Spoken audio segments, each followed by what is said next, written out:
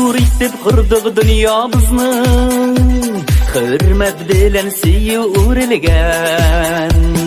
Ovsulandı batta yoqdi tonglar, kishlar muhabbatga ko'milgan.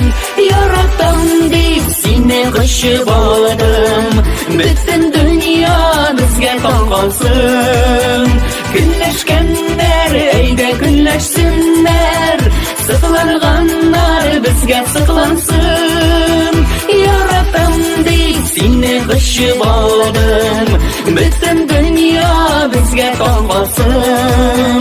Kunlashganlar ayda kunlashsinlar, saqlanganlar bizga saqlansin.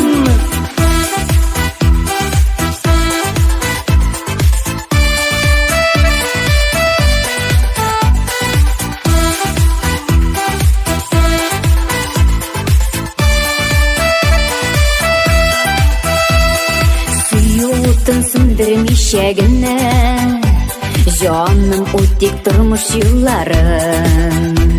Yuragimda bo'lgan muhabbatni jirga solib senga jırlarman.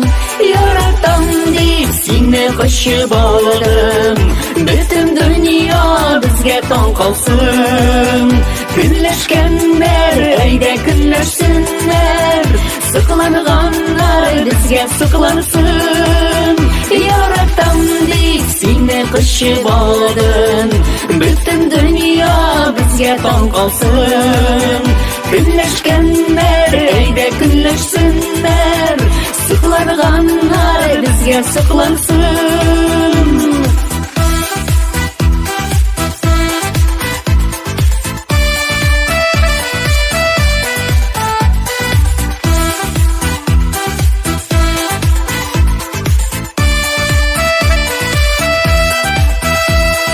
Men tileymen bizning oralarga, salqin jillar birda kirmasin. Kunlashganlar ayda kunlashsinlar, ko'zlarga hech de tiymasin. Yaratam deb seni qo'shib oldim, butun dunyo bizga tong qolsin. Kunlashganlar ayda kunlashsinlar, saqlanganlar bizga saqlansin.